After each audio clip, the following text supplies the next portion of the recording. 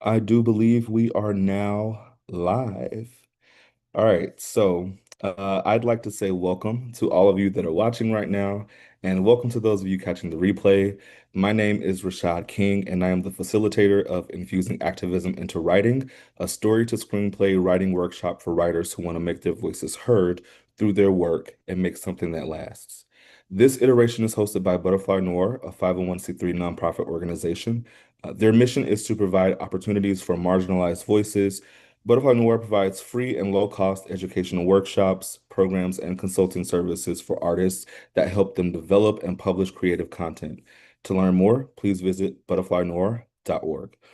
I'm excited to welcome you into tonight's sneak peek happening within our world and invite you to join the next iteration. We've covered a lot of ground and explored many things I think you may find valuable. Tonight's session is all about strategies for your story. All right, so when you think of radical screenwriting, it actually means telling stories that confront systems, question power, and actually center people that are often left out of the frame. But when your story doesn't actually fit the market's comfort zone, the same system that profits from your originality can try to contain it. Okay. This basically explores where radical screen stories go and where they get stopped so you can navigate, protect your stuff, and actually strategically release your work. All right. So different distribution pathways for these types of stories are through obviously independent film producers and distributors. All right. So it works like you'll build relationships through different labs, Sundance, Gotham Film Independent, fellowships, shorts programs. Many radical stories start as proofs of concept, as we actually talked about tonight within the session. Some of the blockers that come with that are they're too political, it's not commercial enough, or it's the pressure to add a name actor or rewrite it to soften the politics. Some of the proactive routes that you can take with that are like attaching producers that are aligned with your politics early, protecting your authorship in option and development agreements, and also pairing your project with grassroots campaigns or educational partners for distribution leverage. Another avenue is film festivals and alternative circuits. They're basically like the first audience and validation space for these projects. So it works like festivals can launch you to different buyers, different distributors, and also representation. Some of the blocks that come from that is gatekeeping by programmers who may who may favor safe narratives or tokenized programming, where there's one black film, one queer film, etc. Those are some things that actually can come from those that are trying to block it.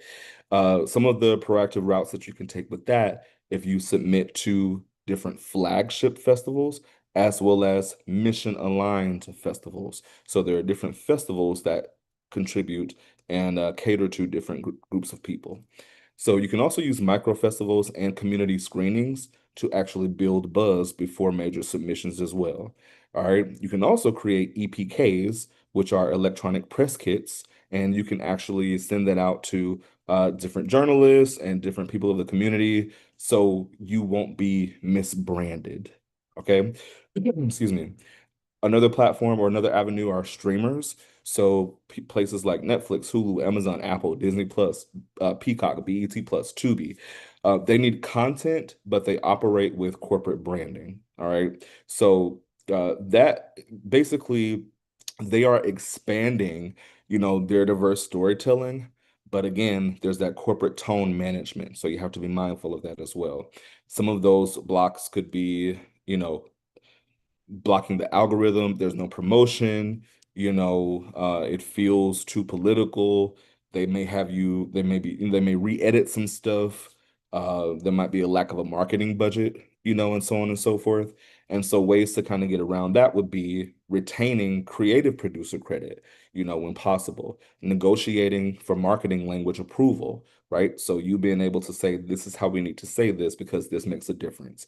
All right, so you actually can do your own, you partner with them, but you can also do your own grassroots pushings and promotions and stuff like that. So think about yourself on podcasts, think pieces, different avenues like that to kind of promote it.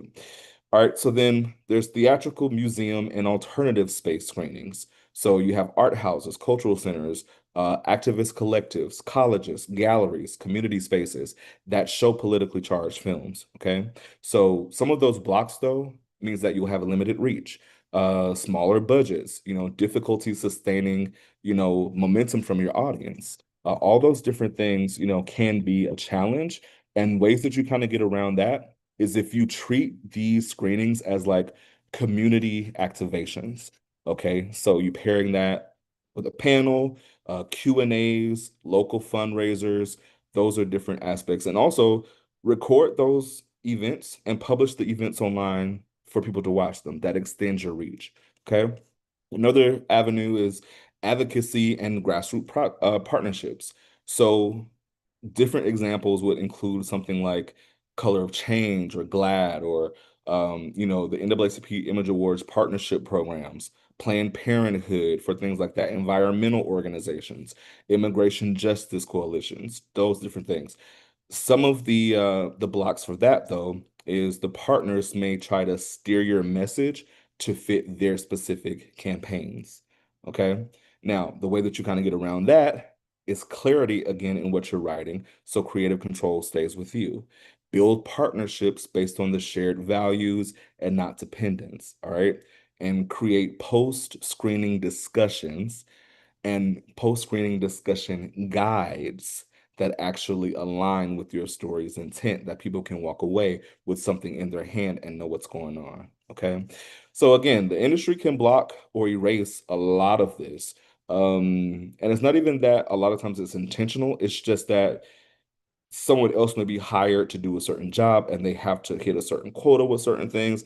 It just kind of depends, but that's development. They can do this through development containment. There's this thing called development hell where your project is just kind of stuck in limbo. They've optioned it, like you've gotten money, for them to be able to pitch it or to shop it around, but let's say a production company picks it up and they don't do anything else with it, you're just kind of stuck there. All right. So with the way that you counter that is you demand and you request clear timelines and also reversion clauses in your contracts. So have a certain amount of time. Let's say you agree to 6 months. 6 months, if nothing's moved, I have the ability to go to somewhere else. See what I'm saying? So there's different ways that you can do that. And also while you're doing that, keep developing your voice through different labs and different shorts. All right. So again, another way is softening the market. So they may suggest stripping, like if a character speaks a certain way, they may try to tell you to change the way the character speaks and so on and so forth, just so that it's easier and doesn't make certain people feel offended or whatever. It turns a revolutionary story into universal trauma, and that's not good either. Again, awards gatekeeping. So those that run in different circles, Oscars, Emmys, and major critic circles, they have diversified their acceptance, but it still has to fit within their acceptable activism. Okay, so it's typically they look for individual heroism versus systemic critique. So there's a very difference in the way that you tell these stories. So to counter that, submit to independent critic circles and specialty awards. So things like the Spirit Awards, Gotham, Black Reel Awards, and so on and so forth. Build social proof through your grassroots buzz. And that typically happens when you're an activist anyway. And so I had a question for the room. We've been talking about a lot of different things. And for the room, and anyone, one of you can just kind of jump on and just kind of share, but when it comes down to the idea of being erased, when it comes down to the idea of being silenced, this is your story. This is what the story that you're telling. What does reclaiming authorship actually mean to you? So, like, what does it mean to tell your story without permission, in your own language, and on your own terms? Anyone can just kind of jump in. That one answer. I can jump in. Okay, yeah. So it made me feel powerful to not ask for permission. And also for my story, it's also, I'm asking myself what the character wants, what is the desire of the character, and what is her power. And today in that class, I was listening all the people here. they were telling their why, and I was like, I had a why in my story. So I was thinking, and my act one is really strong, but my act two and three, it's not, it's still weak. And I was like, something is missing. Like my I I discovered I'm an activist in that Hmm. workshop, but in Hmm. my story, it was missing. And Yeah. today I got it. And I'm like, okay, yeah, the world where my character is living, and I find what is the world and what Yeah. she's fighting for. And that's my voice too. Exactly. Oh, I love that. I love that. Now, does anyone want to answer, who or what are you writing for, or who do you hope sees the project, that you're writing? So for me, I'll jump in with that. Okay. I feel like I am writing for, those Black families or Black and Brown families that experience um, obstacles and traumas at the hands of, a mentally ill relatives, mother, father. I'm writing for those people so that they know that they're not alone, that although mental health is usually pushed under the rug and shunned and it's a fashion faux pas, whatever, people don't want to talk about it. I'm creating a space where people can kind of see themselves within the story and just know that mental health is an important factor in life. And hopefully, my story will help them to get over and get past whatever it is that they're experiencing in their lives as a result of it.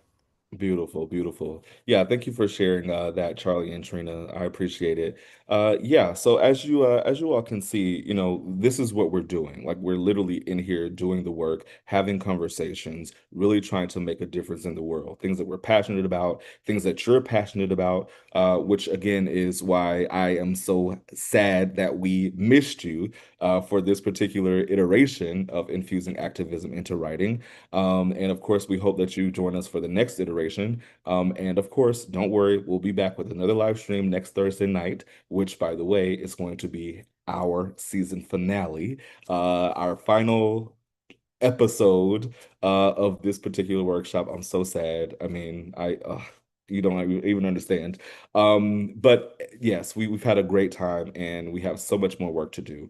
And again, we invite you to join us on the next iteration. So for more information and to stay connected, please visit butterflynoir.org. And please, if you're on Facebook, be sure to like the Butterfly Noir Facebook page. So you go to facebook.com/Butterfly Noir Inc. And so that's Butterfly Noir INC. And so we appreciate you for tuning in tonight, and we hope to see you next Thursday. Peace.